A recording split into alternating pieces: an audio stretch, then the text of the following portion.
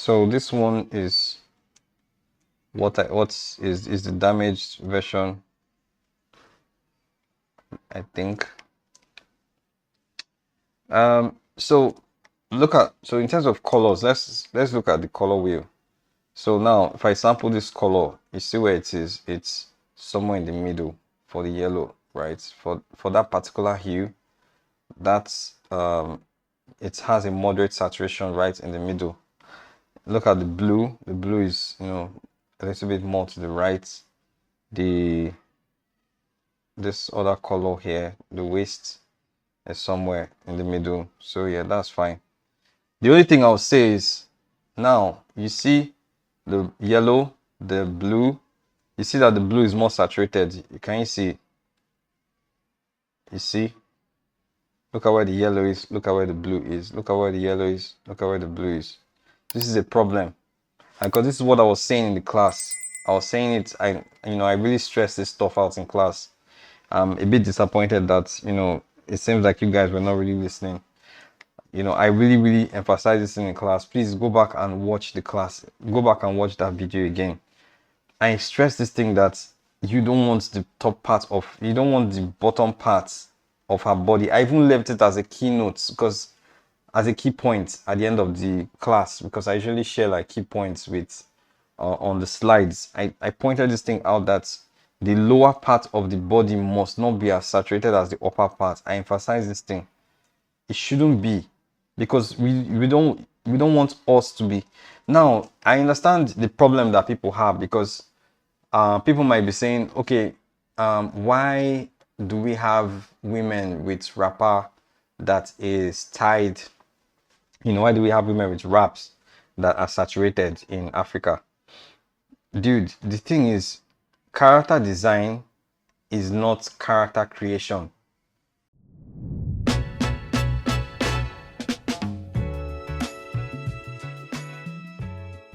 My name is Akene. I work as an environment concept artist for an animation studio based in Cape Town, South Africa. This was a really lovely class. I always like this kind of class is very much like application for me, because I take a lot of like fundamentals classes, and then this was just like, now do, like draw the bodies and draw the costumes, draw the characters. And certainly for me, I felt my skill grow throughout the class, learning things like synesis and also the subconscious versus conscious drawing. I'm very like rule orientated, I'd say. Like, if I'm singing a song, I need to sing it exactly like it sounds. If I'm using a reference, it must look exactly like the reference. I need to like move away from that. Is a practice that I've been going through, and this class especially was like really lovely to see, okay, that's how I do it. Like, I definitely need to spit off my brain.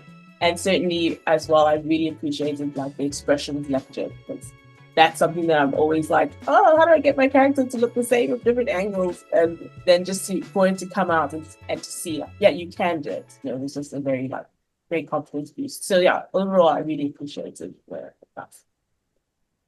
This course is now available for purchase on Gumroad.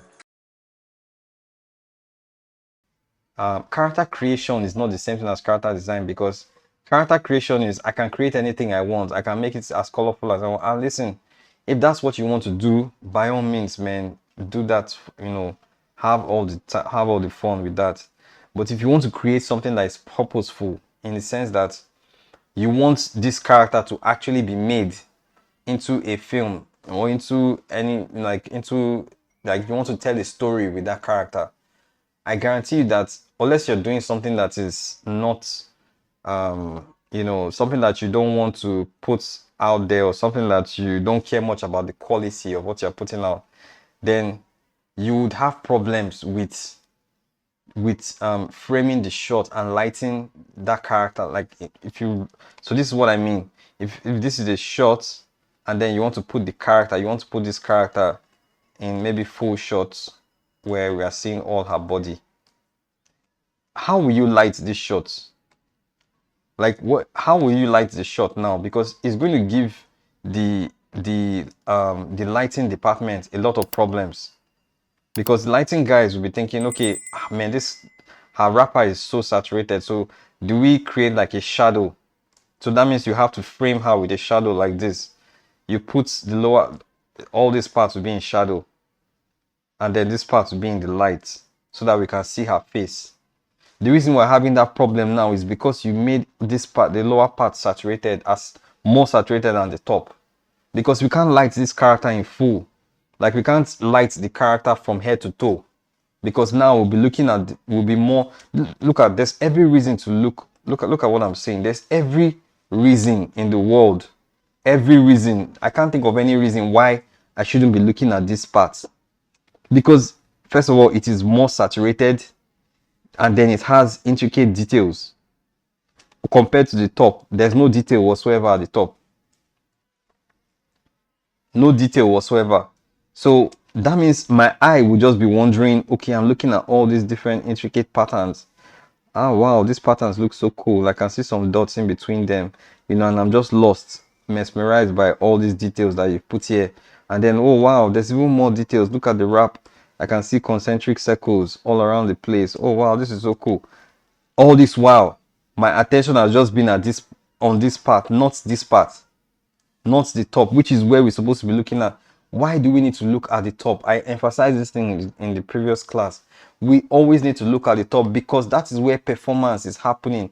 The face is where performance happens. When you frame a shot, most times you don't frame a shot from the bust, because unless there's something important happening, maybe with the hands or with her body, that you want to always, like an insert shot that you want to focus on for some reason, or you want to focus on her feet for some reason in the shot.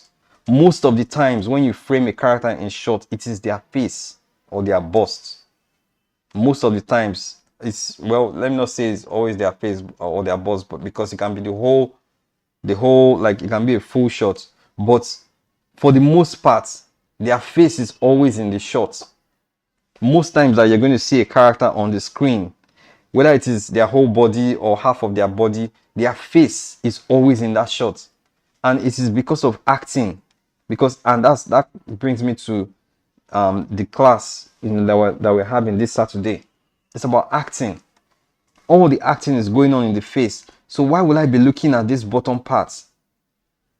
If you want to put all these details, put them here, put them at the top or in the embroidery. Make all these parts be more detailed so that my eye is here, my eye is up here.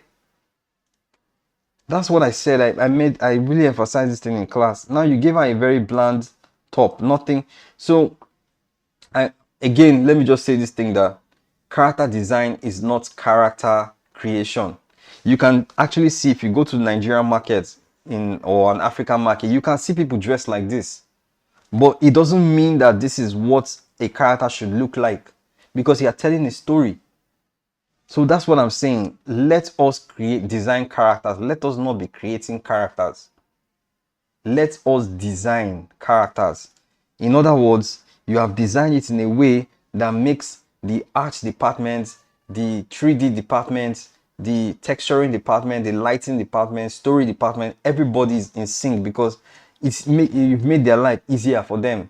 They know that the character is designed in a way that has the eyes pointing to the face. So no matter how they frame the shots, they are always at an advantage. They have less headache to think about. I'm not going to be thinking about how I need to frame this part, half of our body in shadow, because the patterns are already doing all the work for me. So now I can have more fun. I have more freedom with how I want to light the characters. Yeah, so that's that. Yeah, and the rendering, I see what you did with the damage, the corrosion. This is not really much. It's have been nice to try something like maybe fire. Maybe she had like fire burn her clothes, or acid. Somebody spilled acid on her, and then we see like the stain, like, and then maybe damage, or maybe she was caught under the rain, so her outfit is wet. Maybe the top part of her outfit is wet, or something, like things that feel more believable, like in terms of world building, as opposed to this. Because I don't know what this is. Is this So like, what really happened here? Is it that she rolled on the ground? Like, I don't understand. Like, how do you have how do you have damage that has no story? There's no story. So where is the story for this? Where's the story for the damage? Like, how did she even stain? Her arms are not stained, but her body is stained. All her body is stained. So what happened? Did she did she roll on the ground, or did somebody pour dirt on her? I don't know, bro. We need to do better with this thing. Remember what I said? Send your 49 sketch. I mean, send your best work, so that you get appropriate feedback for your work.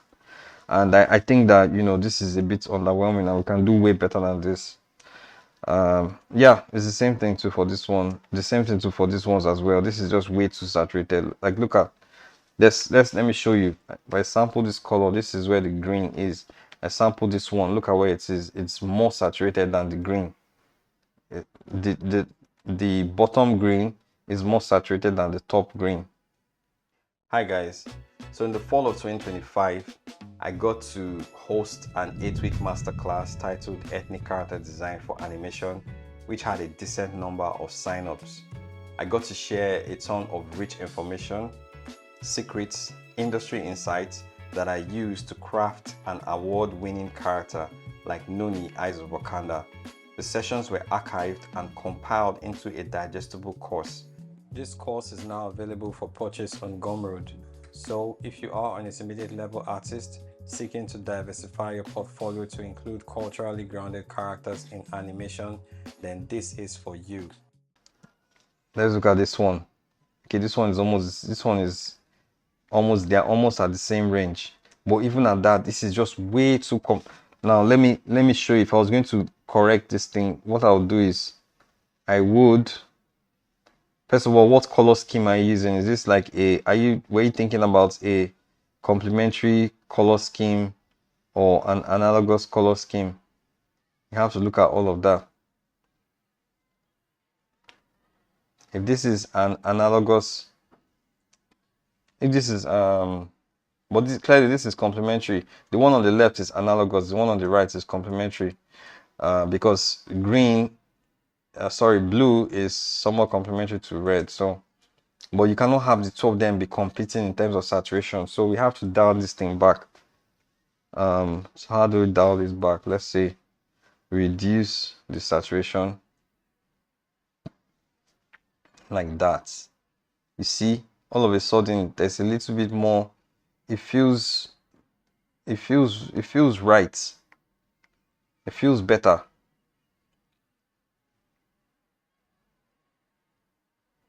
You see, yeah, I know we're heading towards gray, but it's just way better. I need to make it darker. Actually, I'm going to copy and paste on top so that it's easier to adjust. So I'm going to reduce this saturation and make it darker, slightly darker. So now if I erase all these parts at the edge, this is just way better. I mean, I still have a problem with too many details at the bottom, like all these patterns. You should have put all the patterns at the top, or you can put patterns for both of them, but there should be more at the top than at the bottom, because the top just looks saturated but nothing going on there, nothing interesting. So I'm still distracted by the patterns underneath. I'm still distracted by these patterns. All right, so that's what I think. I hope you've learned some things from what I pointed out. Thank you very much.